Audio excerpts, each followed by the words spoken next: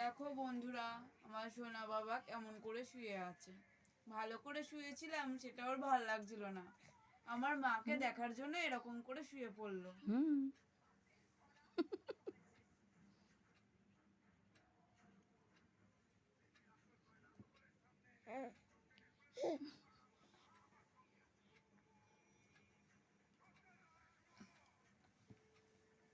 সোনা বাবা,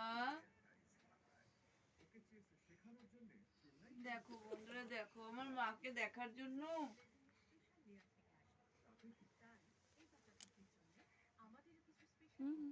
শীত করে না তোমার বাবা?